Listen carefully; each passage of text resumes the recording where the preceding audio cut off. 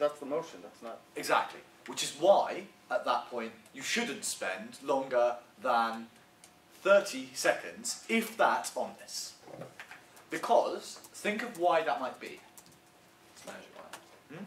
Because Magic Land. And it's Yeah. like, It's Magic Land, and Prop can stand up and go, look, everyone knows what an advert is, you imbecile. It's like basically that thing on TV which has a sexy woman draped over a can of Coke. I think the United States Supreme Court definition for porn works here perfectly. I know one when I see one. Yeah. So if you spend if you spend like 30 seconds on this, and if Prop can just stand up and within 5 seconds say, look, everyone knows what an advert is, and we're debating in principle whether or not that thing should be gone or not. You've just lost a 14th of your speech to approximately 7 seconds. That's why in Magic Land, that's not the best idea. But then we've got a lot of really good principles. So yeah, I love this is one which took me the second debate to get to, the identification with brands. So if we don't have a shared understanding of what Coca-Cola means or what Nike means, how can I then have meaning when I walk around wearing that Nike t-shirt? It's now just a red t-shirt. Before, it was the t-shirt that LeBron James wore when he slam dunked to win, like the NBA, whatever it was, the playoffs. And then my shoes are the shoes which were worn by, I don't know, let's say Tom Cruise in that film, and as a result, like I really associate with that. I lose that. So that's a pure principle argument. We've got the when do we limit the freedoms, and so how much harm does it take? Is there really that much harm?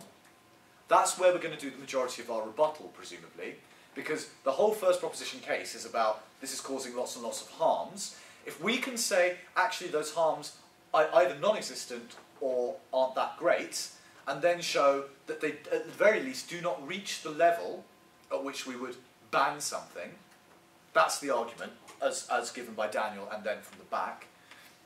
We've got this drives the capitalist system, and we've got this will completely hamper innovation. We then also have some negative consequences of doing this. One of them is part of that, obviously, all of those principles are negative consequences, but we've also got sort of, if you like, unprincipled negative consequences. There are going to be lots of unemployed people as a result of this. I'm not sure that that's that strong.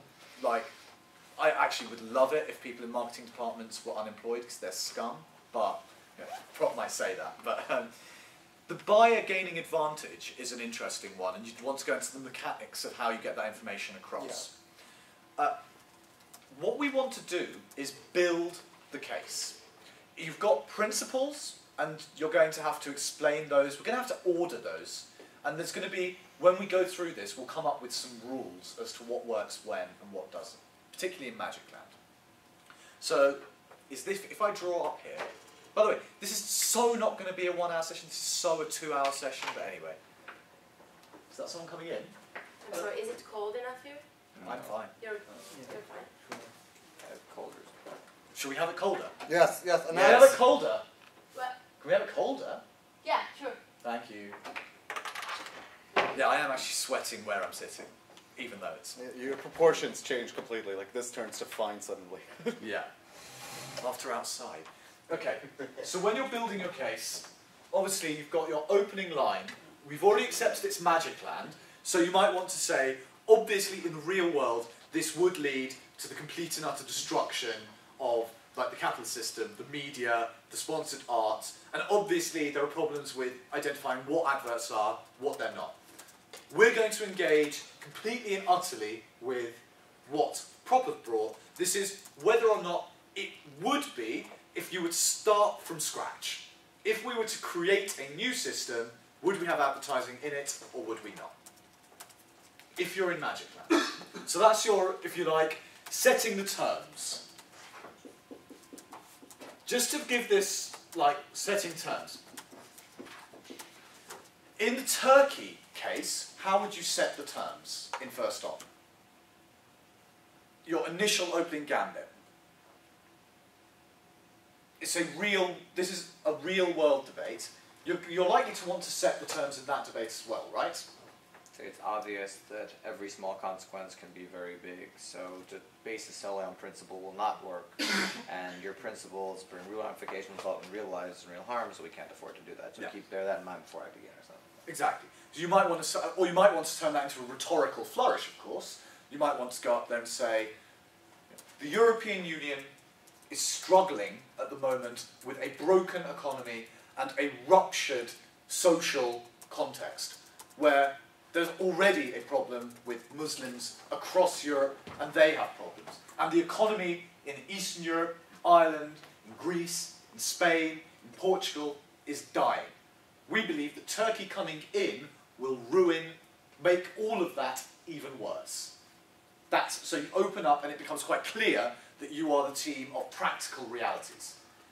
In this case, if you stand up and you say, look, it's going to ruin the media, which means that you won't get democratic thought, that's probably something you can say, but that's not your opening gambit. And this is a big debate we had in the car, and I'm going to probably finish on that debate, because that's very interesting.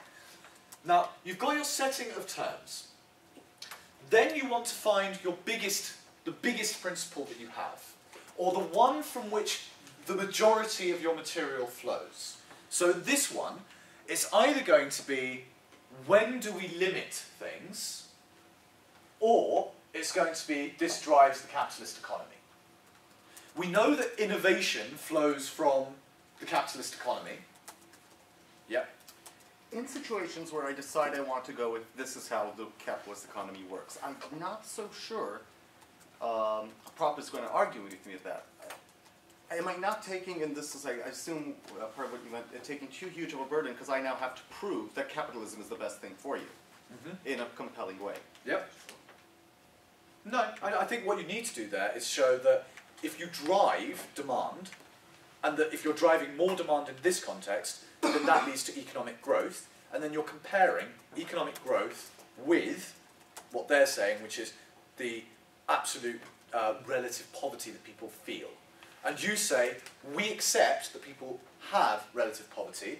Our direct response is, that is a good thing, because that is what drives you to want to be better. That's what drives you to education. That's why we don't live in mud huts anymore. It's actually not that big a burden, because the moment you can say, we don't live in mud huts anymore, we don't die aged 40, our teeth don't fall out, capitalism is quite a good thing, I think you at least throw to them the burden to show why a different system might be better, or why this is still capitalism, but with a pernicious part of it taken out. Yeah. But I still think that it's likely that even that flows after the when should we stop things. Because that's actually the point, because even the capitalism one is us weighing the harm on one side of that relative poverty that you feel, and on the other side, the drive that you would want. That's still weighing things. So at the very start, you'll want to say, how do we weigh this? At what point do we say, you ban something, you stop people from expressing their point of view? And you go into that analysis. So you start with the big rights in this type of magic plan thing.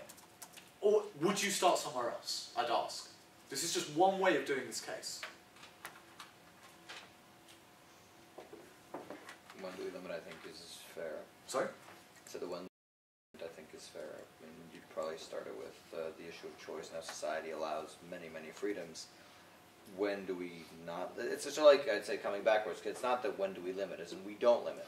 If we do limit, it's for very extreme cases, then show why this doesn't fall into that. Mm-hmm. So you start with, in general terms though, you start with the big principle that you identified. So, in the Turkey debate, the big principle for you was that actually in international politics, practicalities overrides everything. That's still a principle, right? That's not you just saying, we're only going to engage in practicalities in this debate. But the point is, in opposition, in the same way that proposition have to define the motion, set their burdens, bring out their principles, and then identify the various positive things that will happen as a result of what they're doing,